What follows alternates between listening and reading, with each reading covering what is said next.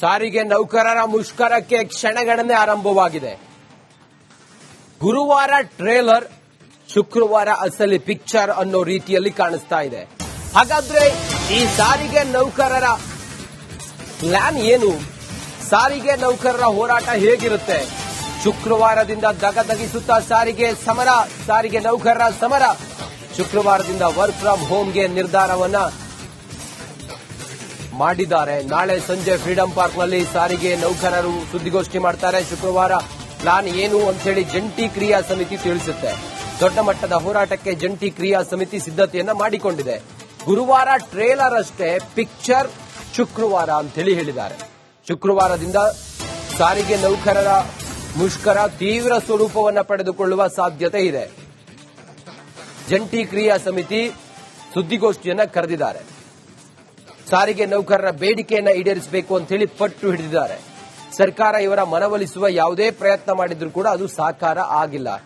ಇನ್ನು ಬೆಂಗಳೂರಿನ ಹೃದಯ ಭಾಗ ಮೆಜೆಸ್ಟಿಕ್, ಸಾರಿಗೆ ಬಸ್ಗಳು ಮೆಜೆಸ್ಟಿಕ್ನಿಂದಲೇ ಹೊರಡೋದು. ಈ ಮೆಜೆಸ್ಟಿಕ್ನಲ್ಲಿ ಈ ಹೊತ್ತಿಗೆ ಸಾರಿಗೆ ನೌಕರರು ಏನ್ ಹೇಳ್ತಾ ಇದ್ದಾರೆ, ಪ್ರತಿಭಟನೆ ಹೇಗಿರಬಹುದು, ಇದೆಲ್ಲದರ ಮಾಹಿತಿಯೊಂದಿಗೆ ನಮ್ಮ ಪ್ರತಿನಿಧಿ ಸತ್ತರ್ ಈಗ ನೇರ ಸಂಪರ್ಕದಿಂದ ಲೈವ್ ರಿಪೋರ್ಟ್ನೊಂದಿಗೆ ಮಾಹಿತಿ ನೀಡುತ್ತಾರೆ. ಸತ್ತರ್, ಸಾರಿಗೆ ನೌಕರರ ಮುಷ್ಕರ ನಾಳೆಯಿಂದ ಜನರು ಯಾವ ರೀತಿಯಾಗಿ ಸಿದ್ಧರಾಗಿದ್ದಾರೆ, ಸಾರಿಗೆ ನೌಕರರು ಯಾವ ತಯಾರಿಯನ್ನು ಮಾಡಿಕೊಂಡಿದ್ದಾರೆ, ಪ್ರತಿಭಟನೆಯ ರೂಪುರೇಷೆಗಳು ಹೇಗಿರುತ್ತೆ, ಸದ್ಯದ ಈ ಹೊತ್ತಿನ ಮಾಹಿತಿ ಏನಿದೆ ಸತ್ತರ್?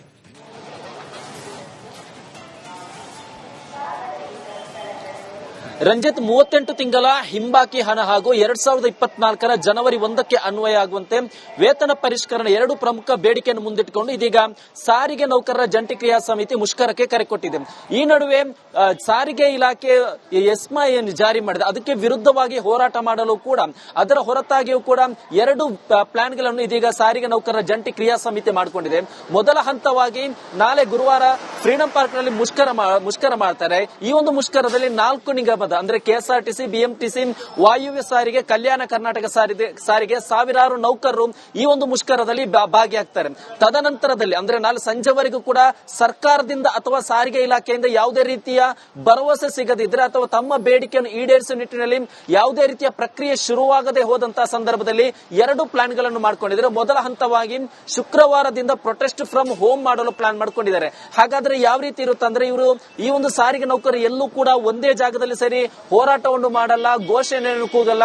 ಚಾಲಕರು ಮುಷ್ಕರದಲ್ಲಿ ಅಂದ್ರೆ ಪರೋಕ್ಷವಾಗಿ ಚಾಲಕರು ರಜೆಯನ್ನು ಹಾಕಿ ಮನೆಯಲ್ಲಿ ಕೂರ್ತಾರೆ. ಈ ಮೂಲಕ ಸರ್ಕಾರಕ್ಕೆ ಬಿಸಿ ಮುಟ್ಟಿಸಲು ಪ್ಲಾನ್ ಮಾಡಿಕೊಂಡಿದ್ದಾರೆ.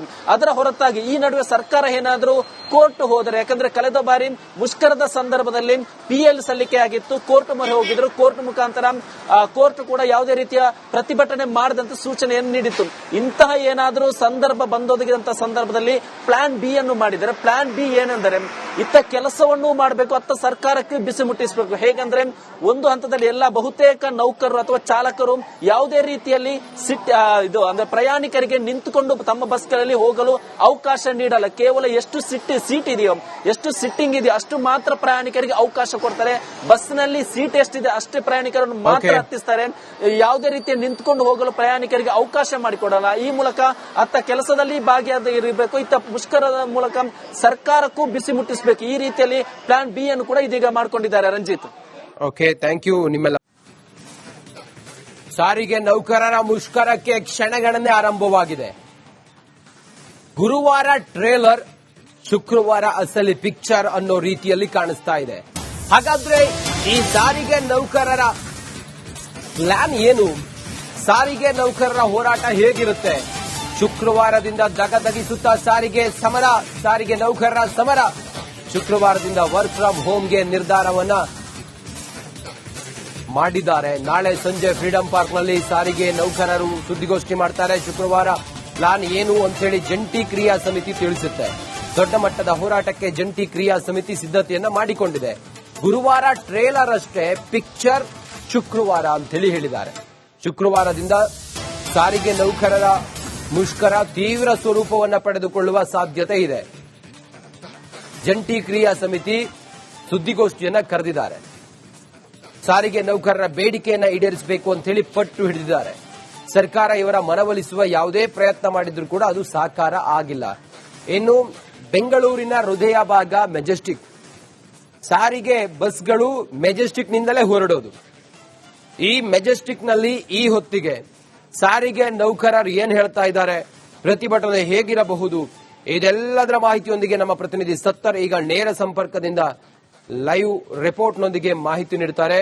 ಸತ್ತರ್, ಸಾರಿಗೆ ನೌಕರರ ಮುಷ್ಕರ ನಾಳೆಯಿಂದ ಜನರು ಯಾವ ರೀತಿಯಾಗಿ ಸಿದ್ಧರಾಗಿದ್ದಾರೆ, ಸಾರಿಗೆ ನೌಕರರು ಯಾವ ತಯಾರಿಯನ್ನು ಮಾಡಿಕೊಂಡಿದ್ದಾರೆ, ಪ್ರತಿಭಟನೆಯ ರೂಪುರೇಷೆಗಳು ಹೇಗಿರುತ್ತೆ, ಸದ್ಯದ ಈ ಹೊತ್ತಿನ ಮಾಹಿತಿ ಏನಿದೆ ಸತ್ತರ್?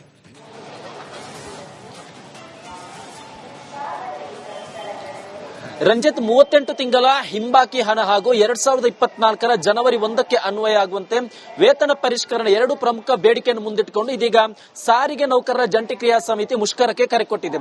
ಈ ನಡುವೆ ಸಾರಿಗೆ ಇಲಾಖೆ ಎಸ್ಮಾ ಏನು ಜಾರಿ ಮಾಡಿದೆ ಅದಕ್ಕೆ ವಿರುದ್ಧವಾಗಿ ಹೋರಾಟ ಮಾಡಲು ಕೂಡ ಅದರ ಹೊರತಾಗಿಯೂ ಕೂಡ ಎರಡು ಪ್ಲಾನ್ಗಳನ್ನು ಇದೀಗ ಸಾರಿಗೆ ನೌಕರರ ಜಂಟಿ ಕ್ರಿಯಾ ಸಮಿತಿ ಮಾಡಿಕೊಂಡಿದೆ.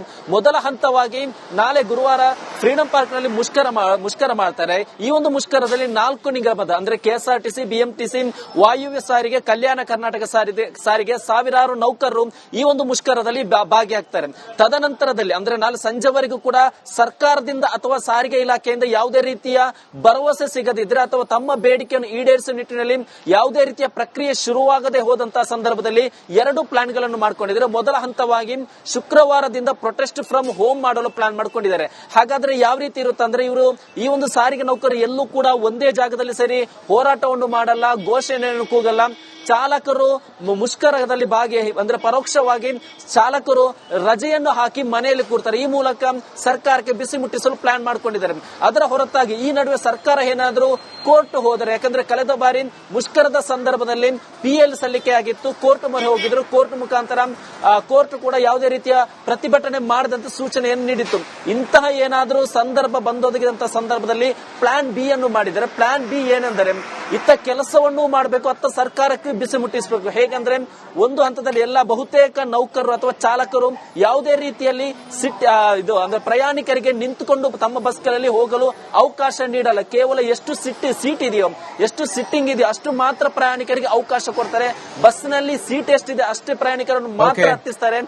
ಯಾವುದೇ ರೀತಿಯ ನಿಂತುಕೊಂಡು ಹೋಗಲು ಪ್ರಯಾಣಿಕರಿಗೆ ಅವಕಾಶ ಮಾಡಿಕೊಡಲ್ಲ. ಈ ಮೂಲಕ ಅತ್ತ ಕೆಲಸದಲ್ಲಿ ಭಾಗಿಯಾಗಿರಬೇಕು, ಇತ್ತ ಮುಷ್ಕರದ ಮೂಲಕ ಸರ್ಕಾರಕ್ಕೂ ಬಿಸಿ ಮುಟ್ಟಿಸಬೇಕು. ಈ ರೀತಿಯಲ್ಲಿ ಪ್ಲಾನ್ B ಅನ್ನು ಕೂಡ ಇದೀಗ ಮಾಡಿಕೊಂಡಿದ್ದಾರೆ. Ranjit, okay, thank you. ನಿಮ್ಮೆಲ್ಲ ಸಾರಿಗೆ ನೌಕರರ ಮುಷ್ಕರಕ್ಕೆ ಕ್ಷಣಗಣನೆ ಆರಂಭವಾಗಿದೆ. ಗುರುವಾರ ಟ್ರೇಲರ್, ಶುಕ್ರವಾರ ಅಸಲಿ ಪಿಕ್ಚರ್ ಅನ್ನೋ ರೀತಿಯಲ್ಲಿ ಕಾಣಿಸ್ತಾ ಇದೆ.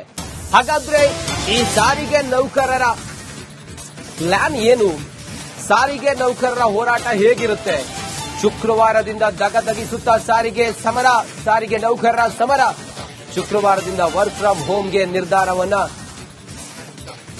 ಮಾಡಿದ್ದಾರೆ. ನಾಳೆ ಸಂಜೆ ಫ್ರೀಡಂ ಪಾರ್ಕ್ನಲ್ಲಿ ಸಾರಿಗೆ ನೌಕರರು ಸುದ್ದಿಗೋಷ್ಠಿ ಮಾಡ್ತಾರೆ. ಶುಕ್ರವಾರ ಪ್ಲಾನ್ ಏನು ಅಂತ ಹೇಳಿ ಜಂಟಿ ಕ್ರಿಯಾ ಸಮಿತಿ ತಿಳಿಸುತ್ತೆ. ದೊಡ್ಡ ಮಟ್ಟದ ಹೋರಾಟಕ್ಕೆ ಜಂಟಿ ಕ್ರಿಯಾ ಸಮಿತಿ ಸಿದ್ಧತೆಯನ್ನ ಮಾಡಿಕೊಂಡಿದೆ. ಗುರುವಾರ ಟ್ರೇಲರ್ ಅಷ್ಟೇ, ಪಿಕ್ಚರ್ ಶುಕ್ರವಾರ ಅಂತೇಳಿ ಹೇಳಿದ್ದಾರೆ. ಶುಕ್ರವಾರದಿಂದ ಸಾರಿಗೆ ನೌಕರರ ಮುಷ್ಕರ ತೀವ್ರ ಸ್ವರೂಪವನ್ನು ಪಡೆದುಕೊಳ್ಳುವ ಸಾಧ್ಯತೆ ಇದೆ. ಜಂಟಿ ಕ್ರಿಯಾ ಸಮಿತಿ ಸುದ್ದಿಗೋಷ್ಠಿಯನ್ನ ಕರೆದಿದ್ದಾರೆ. ಸಾರಿಗೆ ನೌಕರರ ಬೇಡಿಕೆಯನ್ನ ಈಡೇರಿಸಬೇಕು ಅಂತ ಹೇಳಿ ಪಟ್ಟು ಹಿಡಿದಿದ್ದಾರೆ. ಸರ್ಕಾರ ಇವರ ಮನವೊಲಿಸುವ ಯಾವುದೇ ಪ್ರಯತ್ನ ಮಾಡಿದ್ರೂ ಕೂಡ ಅದು ಸಾಕಾರ ಆಗಿಲ್ಲ.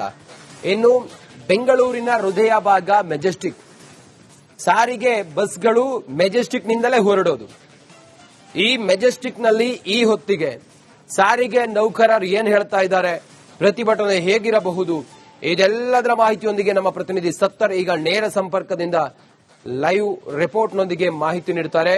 ಸತ್ತರ್, ಸಾರಿಗೆ ನೌಕರರ ಮುಷ್ಕರ ನಾಳೆಯಿಂದ ಜನರು ಯಾವ ರೀತಿಯಾಗಿ ಸಿದ್ಧರಾಗಿದ್ದಾರೆ, ಸಾರಿಗೆ ನೌಕರರು ಯಾವ ತಯಾರಿಯನ್ನು ಮಾಡಿಕೊಂಡಿದ್ದಾರೆ, ಪ್ರತಿಭಟನೆಯ ರೂಪುರೇಷೆಗಳು ಹೇಗಿರುತ್ತೆ, ಸದ್ಯದ ಈ ಹೊತ್ತಿನ ಮಾಹಿತಿ ಏನಿದೆ ಸತ್ತರ್?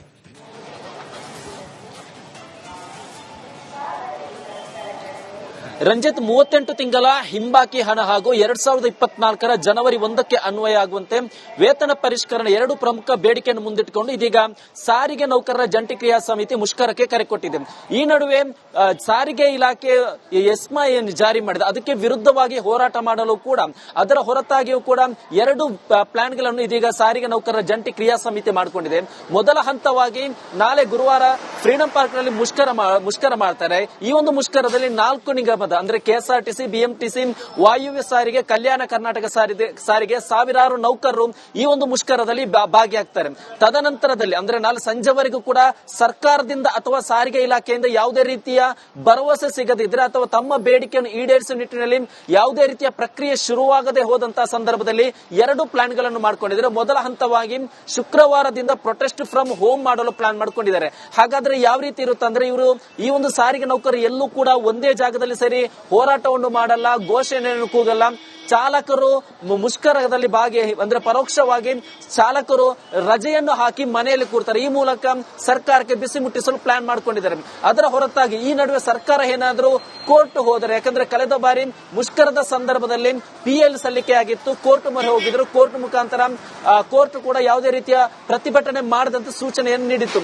ಇಂತಹ ಏನಾದರೂ ಸಂದರ್ಭ ಬಂದೊದಗಿದಂತಹ ಸಂದರ್ಭದಲ್ಲಿ ಪ್ಲಾನ್ B ಅನ್ನು ಮಾಡಿದ್ದಾರೆ. ಪ್ಲಾನ್ B ಏನೆಂದರೆ ಇತ್ತ ಕೆಲಸವನ್ನು ಮಾಡಬೇಕು, ಅತ್ತ ಸರ್ಕಾರಕ್ಕೆ ಬಿಸಿ ಮುಟ್ಟಿಸಬೇಕು. ಹೇಗಂದ್ರೆ ಒಂದು ಹಂತದಲ್ಲಿ ಎಲ್ಲ ಬಹುತೇಕ ನೌಕರರು ಅಥವಾ ಚಾಲಕರು ಯಾವುದೇ ರೀತಿಯಲ್ಲಿ ಅಂದ್ರೆ ಪ್ರಯಾಣಿಕರಿಗೆ ನಿಂತುಕೊಂಡು ತಮ್ಮ ಬಸ್ಗಳಲ್ಲಿ ಹೋಗಲು ಅವಕಾಶ ನೀಡಲ್ಲ. ಕೇವಲ ಎಷ್ಟು ಸೀಟ್ ಇದೆಯೋ, ಎಷ್ಟು ಸಿಟ್ಟಿಂಗ್ ಇದೆಯೋ ಅಷ್ಟು ಮಾತ್ರ ಪ್ರಯಾಣಿಕರಿಗೆ ಅವಕಾಶ ಕೊಡ್ತಾರೆ.